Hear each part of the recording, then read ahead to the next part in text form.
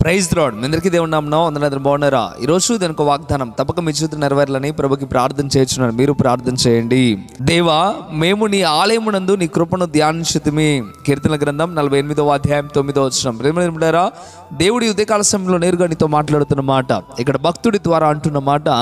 భక్తుడు అంటున్నాడు, మేము నీ ఆలయమునందు నీ కృపను ధ్యానించుతిమి అని చెప్పడం ప్రారంభిస్తూ ఉన్నాడు. నేరుగా ఈ ఉదయకాల సమయంలో నీ జ్ఞాపకం చేస్తూ అంటున్నాడు, నీవు దేవుని సన్నిధికి వెళ్ళడానికి సిద్ధపడుతున్నావా? నీవు ప్రభు సన్నిధిలో ఉండడానికి ఇష్టపడుతున్నావా? ఈ ఆదివారం రోజున పునరుద్ధాన దినమునందున ప్రభుని కనపరచడానికి నువ్వు సిద్ధపడుతున్నావా? కానీ నువ్వైతే ఏం చేస్తున్నావు? ఈ రోజున ఒక పని అడ్డుందని, ఇంకొక ఆటంకం అని, ఇంకొకటని ఏదో ఒక రీజన్ చెప్తూ దేవుని సన్నిధికి పోకుండా ఉంటున్నావా? అయితే దేవుడు నేరుగా నీతో మాట్లాడటం ప్రారంభిస్తున్నాడు. ఆ దినమున వారు ప్రభువుని ధ్యానించడానికి, ఆయన కృపను గురించి ధ్యానించడానికి దేవుని మందిరానికి వెళ్ళారు. ఈ రోజున మనము కూడా దేవుడి కృపను గురించి ధ్యానించడానికి మనం కూడా దేవుని సన్నిధికి రావాలి. ఒకవేళ నువ్వు దేవుని సన్నిధికి రాకుండా ఉంటున్నావా? అయితే నువ్వు రాకుండా ఉండటం ద్వారా దేవుని చిత్తం నీ పట్ల నెరవేర్పు జరగదు. ఒక మారు ఆలోచించండి.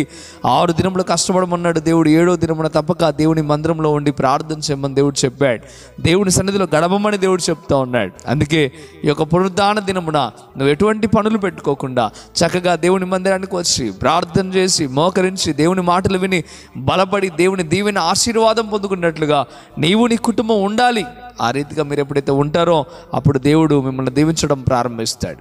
ఒకవేళ ఇప్పటి వరకు నువ్వు ఈ వాగ్దానం వినేంత వరకు కూడా పలానా పనికి వెళ్దాంలే, పలానా చోటుకి వెళ్దాంలే నిర్ణయం చేసుకున్నావేమో. కానీ ఈ దినాన, ఈ క్షణాన, ఆదివారం రోజు నేను ప్రభు సన్నిధిలో గడపాలి, ఆ తర్వాతనే ఏదైనా అనే ఒక నిర్ణయానికి రా.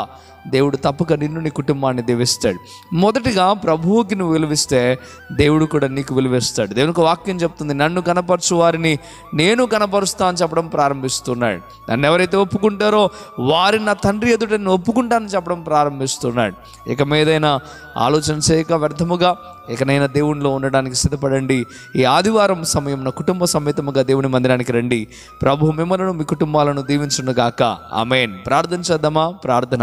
పరిశుద్ధుడా, వందనాలు ప్రభువా. ఈ ఉదయకాల సమయంలో తేటగా మీరు మాట్లాడారు. ఈ పునరుద్ధాన దినమున ప్రభువా నీ సన్నిధిలో గడపడానికి నేను బిడ్డలను ప్రోత్సహించారు. అందును బట్టి వందనాలు అయా. భక్తుడు ఏ రీతిగా అయితే ప్రభువా అయా నీ కృపణ గురించి ధ్యానం చేశారు మందిరంలో, అలాంటి అనుభవాలు ప్రతి బిడ్డకు దయచేయండి. కృపా కనికరం చేత నింపండి.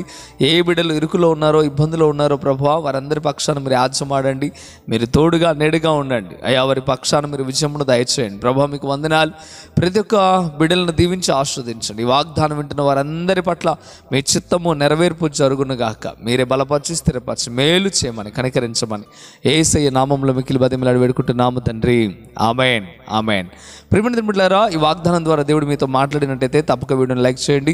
ఇంతవరకు కృపా TV India YouTube channel subscribe చేసుకోకపోతే ఇకనైనా మీరు సబ్స్క్రైబ్ చేయండి. ఈ వాగ్దానాన్ని అనేకులకు షేర్ చేయడం ద్వారా సువార్త ప్రకటించిన వారు అవుతారు, అనేకులను బలపరిచిన వారు అవుతారు. ప్రభు మిమ్మలను, మీ కుటుంబాలను దీవించును గాక. ఆమేన్. God bless you.